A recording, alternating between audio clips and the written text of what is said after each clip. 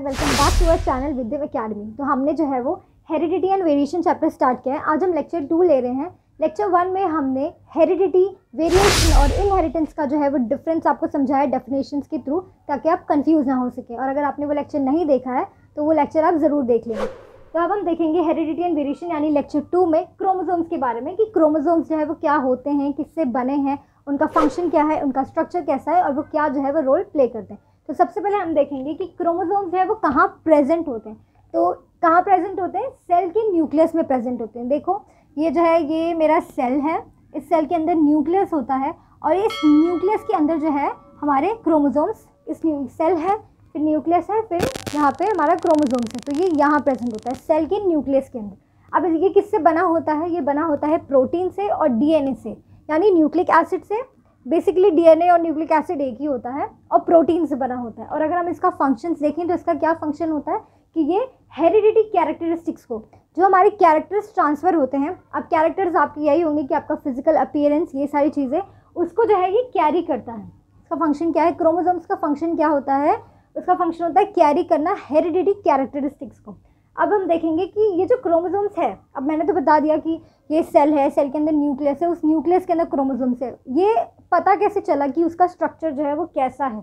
यहाँ पे देखिए आप, ये क्रोमोसोम्स हैं, तो इसका स्ट्रक्चर जो है वो कैसे पता चला? तो इसका स्ट्रक्चर जो है, जब क्रोमोसोम्स डिवाइड होते हैं, मतलब जब सेल डिवीजन चलता है, क्रोमोसोम्स नहीं, जब सेल डिवीजन होता है हमारा, उस वक्त कंपाउंड माइक्रोस्कोप जो होता है वो यूज़ करके, वो माइक्रोस्कोप यूज़ करके हम जो है वो क्रोमोसोम्स का एग्जैक्ट लोकेशन जो है वो पता लगाते हैं कि वो उसका अपीयरेंस कैसा है, वो दिखता कैसा है। सेल डिवीजन के वक्त ये होता है।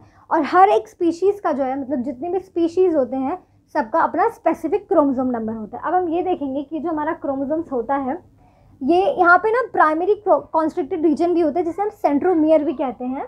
तो ये जो हमारा, मतलब मैं यहाँ लिख देती हूँ, primary constricted region, primary constricted region, इसका दूसरा नाम जो है वो सेंट्रोमियर है, मतलब आप इसको सेंट्रोमियर भी कह सकते हैं। तो ये जो सेंट्रोमियर है ये होता क्या है, मतलब सेंट्रोमियर होता क्या है? ये हमारा क्रोमोसोम्स है।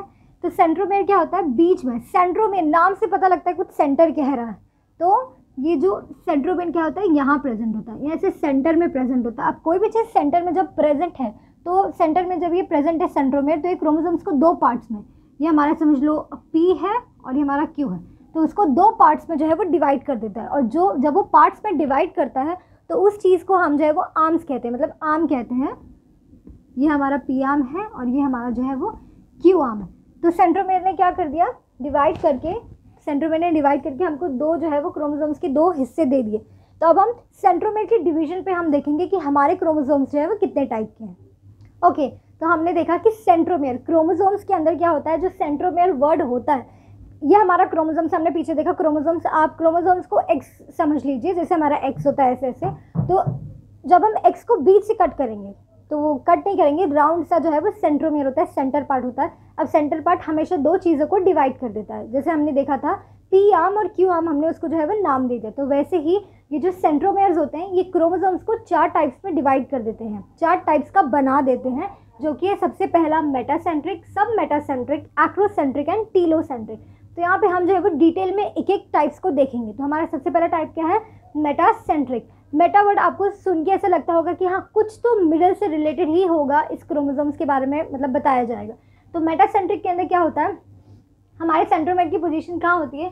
हमारा सेंट्रोमियर जो है वो एकदम मिड पॉइंट होता है, मतलब एकदम बीच वाले हिस्से पे हमारा सेंट्रोमियर जो है वो रहता है। आप ये डायग्राम देख सकते हैं, यहाँ पे हमारे सेंट्रोमियर है और हमारे दोनों क्रोमोसोम्स जो है वो इसके यहाँ पे एकदम, मतलब एकदम इक्वल है, कोई भी ऐसे नीचे वाला पार्ट जो है वो नहीं है। तो ये दोनों इक्वल है हमारे क्रोमोसोम्स और बीच में हमारा सेंट्रोमियर है। तो आपको इसका शेप जो है वो कैसा लग रहा है? ये जो शेप है वो इंग्लिश लेटर V जैसा, आपको ये देखो देख के लग ही रहा होगा कि ये V जो है वो शेप रिप्रेजेंट कर रहा है। तो V शेप में हमारा मेटासेंट्रिक वाला जो है वो क्रोमोसोम्स रहता है। नेक्स्ट हम देखेंगे सब मेटासेंट्रिक। अब सब मेटासेंट्रिक के अंदर क्या होगा? मेटा मीन्स तो मिडल, अब सब मीन्स उसका भी कुछ आधा होगा, मतलब यहाँ पे अनइक्वल पार्ट्स होंगे। तो सब मेटासेंट्रिक के अंदर यहाँ पे हमारा सेंट्रोमियर जो है वो समवेयर नियर मिड पॉइंट, मतलब कुछ हद तक हमारे मिडल वाले के पास जो है वो रहता है, समवेयर एट मिड पॉइंट। तो यहाँ पे आप देख ही सकते हैं कि ये जो है इसका जो शेप है वो L शेप रहता है। यहाँ पे हमारे क्रोमोसोम्स है वो थोड़ा सा मिडल से थोड़ा सा मतलब आगे हो गए हैं, मतलब कुछ नियर ही है मिड पॉइंट के, लेकिन एग्जैक्ट नहीं है। तो इसका शेप कैसा है, एल शेप है। आप जो है वो शेप से भी याद रख सकते हैं। तो वो है हमारा सब मेटासेंट्रिक। नेक्स्ट है हमारा एक्रोसेंट्रिक। एक्रोसेंट्रिक के अंदर क्या होता है, हमारे सेंट्रोमियर जो है वो एक एंड पे होता है। सेंट्रोमियर जो है वो एक एंड पे है, एक एंड ऑफ द क्रोमोसोम्स पे। मतलब यहाँ पे क्या है, हमारा शेप जो है वो जे शेप है। आप देखो इसको ऐसे, ये ऐसे जे शेप लग रहा है, मतलब ऐसे जे शेप जो है वो लग रहा है। यहाँ पे तो एक हमारा जो आर्म है वो, उसका अगर हम वो देखें लेंथ वाइज, तो एक आर्म जो है वो उसका बहुत ही ज़्यादा मतलब लॉन्ग है और दूसरा जो है वो बहुत शॉर्ट है। और सब मेटासेंट्रिक के अंदर हमारे एक लॉन्ग है और एक थोड़ा सा शॉर्ट है उससे। अब टीलोसेंट्रिक के अंदर हम देखेंगे कि टीलोसेंट्रिक के अंदर हमारा सेंट्रोमेयर कहाँ रहता है। तो टीलोसेंट्रिक के अंदर हमारा सेंट्रोमेयर जो है वो खाली एक एंड पे रहता है। ये बात है देखने की टीलोसेंट्रिक पे कि एक पूरा क्रोमोसोम्स का एक आर्म जो है वो गायब ही हो गया, यहाँ पे खाली एक ही आर्म रहता है और ये रिप्रेजेंट करता है शेप आई। मतलब आप देख ही सकते हैं शेप, देखें ये जे जैसा है, ये एल है और ये जो है वो वी शेप है। आप क्रोमोसोम्स का वो देख के बता सकते हैं। तो ये रहा मेटासेंट्रिक कैसा है, वी शेप है, सब metacentric L shape, acrocentric J shape and telocentric I shape. और शेप्स के हिसाब से आप बता सकते हैं कि क्रोमोसोम्स की लेंथ कैसी है। मतलब यहाँ तो इक्वल लेंथ है और यहाँ पे एक जो है वो ज़्यादा है, एक कम है, यहाँ पे एक बहुत ही कम है, एक बहुत ही लॉन्ग है और यहाँ पे तो एक आर्म ही नहीं है। ओके, तो हम जो है वो क्रोमोसोम्स देख रहे थे। क्रोमोसोम्स का हमने देखा कि सेंट्रोमेयर उसको जो है वो 4 टाइप्स में डिवाइड करता है। आपने देखा ही होगा, मेटा, सब मेटा, एक्रो और टीलो। तो अब हम देखेंगे कि हमारे जो क्रोमोसोम्स होते हैं ना वो हमेशा पेयर्स में होते हैं। ये बात हमेशा याद रखना कि क्रोमोसोम्स जो है वो हमेशा पेयर्स में प्रेजेंट होंगे और उनके शेप और अगर ऑर्गेनाइजेशन में कुछ सिमिलैरिटी है तो उस वजह से हमारे क्रोमोसोम्स होमोलोगस होते हैं और हेटेरोलोगस भी होते हैं। अब होमोलोगस जो है, अब होमो मीन्स क्या होता है, सेम होता है। अगर होमोलोगस है तो किस चीज़ में, अब ये भी याद रखो, शेप में। शेप अगर क्रोमोसोम्स का सेम है और उनका ऑर्गेनाइजेशन भी, तब वो होमोलोगस है। और अगर हेटेरोलोगस क्या होता है, डिफरेंट। हेटेरो का मतलब ही डिफरेंट होता है, तो मतलब वहाँ पे सिमिलैरिटी नहीं है, तो वो हेटेरोलोगस क्रोमोसोम्स है। और एक और चीज़ हम देखेंगे, हमारे जो क्रोमोसोम्स होते हैं, मतलब वैसे हम देखें हर स्पीशीज़ का अपना जो है वो स्पेसिफिक क्रोमोसोम्स होता है।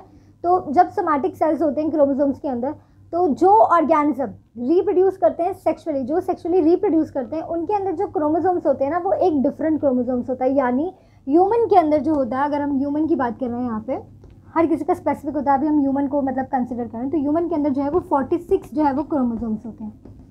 कितने होते हैं, 46 क्रोमोसोम्स, जिसमें से 22 + 1 और 22 + 1।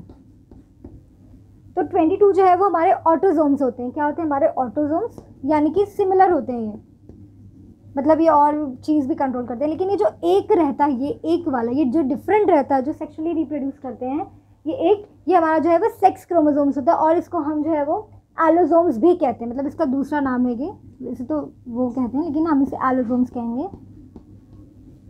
और ये जो है ह्यूमन के अंदर 46 हुआ, तो 22 जो है वो हमारे ऑटोसोम्स है और एक जो है वो हमारा एलोसोम्स है। ओके, तो आपने क्या देखा था कि ये 22 जो है वो हमारे ऑटोसोम से सेम रहते हैं। ये जो एक डिफरेंट होता है, 6 क्रोमोसोम्स भी हम इसको कहते हैं, मतलब इसका नाम और भी इसको एलोसोम्स भी कहा जाता है। मैं लिख देती हूँ आपको, एलोसोम्स इतना ज़्यादा जो है वो फेवरेबल नहीं लगेगा, तो ये 6 क्रोमोसोम्स, ठीक है। अब ये जो है, ये जो 22 है, क्या है हमारा ऑटोसोम्स। ह्यूमन के अंदर 46 क्रोमोसोम्स होते हैं। तो वैसे ही हम देखेंगे कि और जो हमारे ऑर्गेनिजम्स होते हैं उनके अंदर, जैसे कि मैंने कहा, हर स्पीशीज़ का अपना एक स्पेसिफिक क्रोमोसोम्स होता है। तो वैसे ही यहाँ पे हमारे कुछ ऑर्गेनिज्म है। अब हम देखेंगे कि इसके अंदर जो है कितने क्रोमोसोम्स होते हैं। और ये जो टेबल है वो आपकी टेक्स्ट बुक में है, तो आप वहाँ से प्लीज़ ज़रूर रेफर कर लेना, बिकॉज थोड़ा एडिशनली इन्फॉर्मेशन है। तो ऑर्गेनिज्म क्या है, हमारा क्रैब है। क्रैब के अंदर 200 क्रोमोसोम्स होते हैं और मेज के अंदर 20 क्रोमोसोम्स होते हैं, फ्रॉग के अंदर 26, पोटैटो के अंदर 48 और ह्यूमन के अंदर 46 जो है वो क्रोमोसोम्स होते हैं। तो आज के लिए बस इतना ही। और आपको कोई भी क्वेरीज होगी या इस चैप्टर के बारे में, मतलब इस टॉपिक के बारे में, तो आप कमेंट सेक्शन में ज़रूर बताइएगा। नेक्स्ट लेक्चर हम जो है वो DNA स्टार्ट करेंगे। तो थैंक यू।